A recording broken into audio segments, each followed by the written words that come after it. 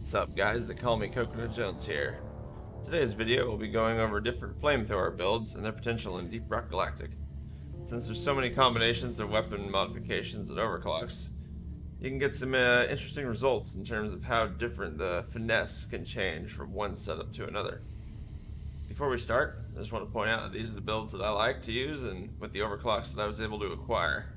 I highly encourage you to play around with your own builds and fit them to whatever your specific playstyle is. That being said, let's begin.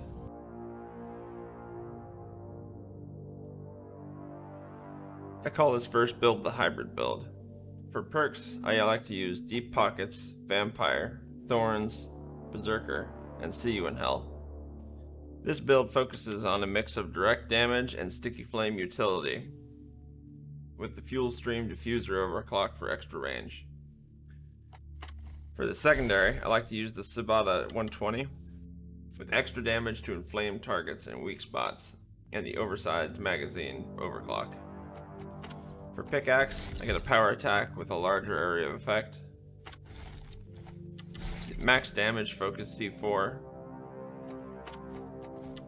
and a mixed use for the power drills, heavy explosive grenades, and more health focused armor with stuns on shield break. I used this as my primary build for a while without the Fuel Stream Diffuser overclock, but I think that overclock adds the most to its potential and gives you the most flexibility for yourself and your team without any major drawbacks. I recommend this build for new players or people who haven't played the driller before, as it gives you the most out of all the flamethrower's mechanics and is not reliant on any particular overclock to make the build work. So any of the other clean or balanced overclocks will work fine if you don't have the one that I listed.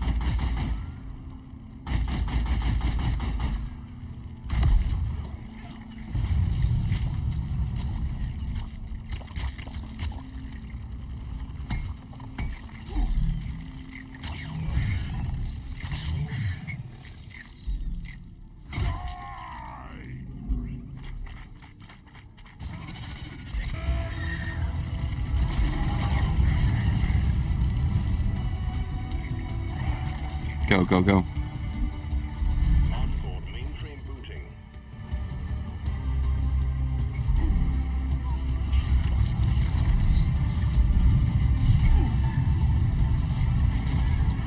Calculating orbital trajectory.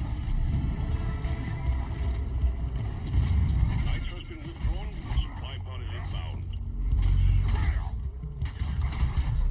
Powering radiation shielding.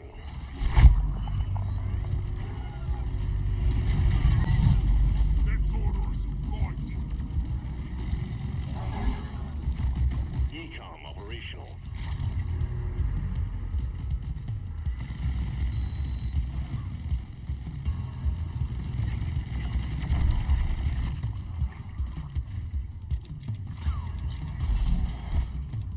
Pod thrusters calibrated.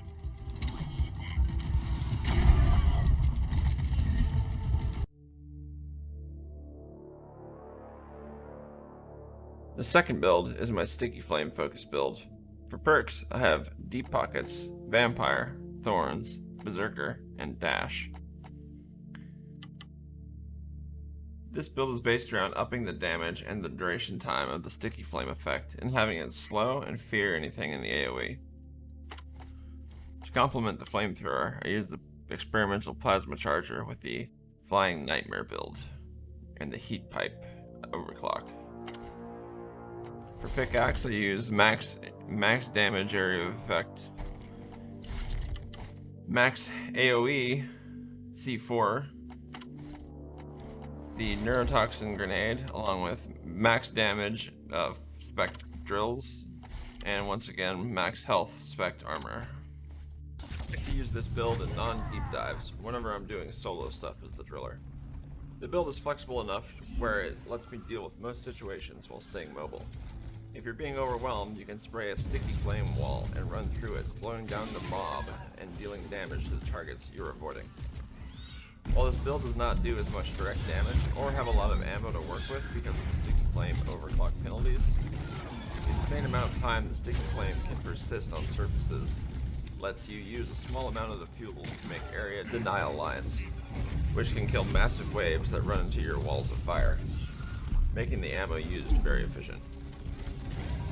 Something to note, the sticky flames I could have swore in the past would set off the neurotoxin grenade explosion mechanic, but it doesn't seem to be doing that these last few patches.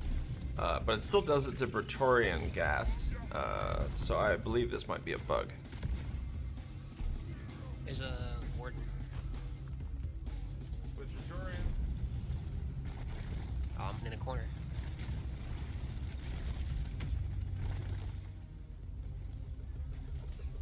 Oh yeah, there's the Praetorian. Ah shit.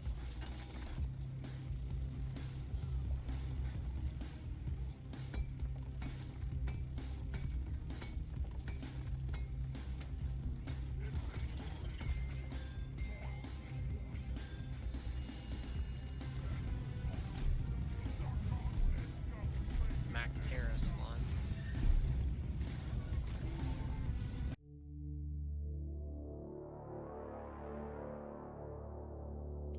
And last, but certainly not least, the Face Melter DPS build. For perks, we're again using Deep Pockets, but everything else is different, with Resupplier, Sweet Tooth, Dash, and Shield Link. As the name implies, it uses the Face Melter overclock and max damage and DPS potential for the build.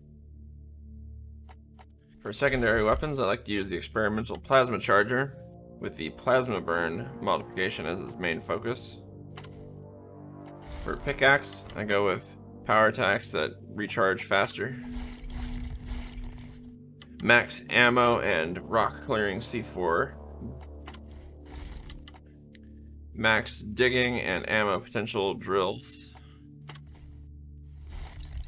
the neurotoxin grenade, and for the armor, I focus on extra shields and extra invulnerability after being revived. This build takes some getting used to. You can burn through your entire fuel supply quite quickly if you burst it out for any situation like you would with the other builds.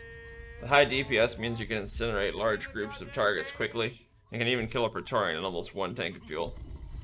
I use this build with the group I do deep dives with, and aside from incinerating large groups of mobs, it's great at cracking open the armor stage of dreadnoughts, allowing your team to fill its weak spot full of lead. I find that it's best in groups where you know the other classes have well set up builds, so you don't have to worry as much about how quickly you can chew through the fuel with this build. This lets you focus on key situations that you can make the most out of the raw burst of armor ignoring DPS that you're capable of. You guys need help? Yes. Oh. Yeah. Deal with him, he's really low. There you go, nice. Where'd that hole come from? I don't know. I want to say it was always there. I didn't drill it. Sorry. What the hell?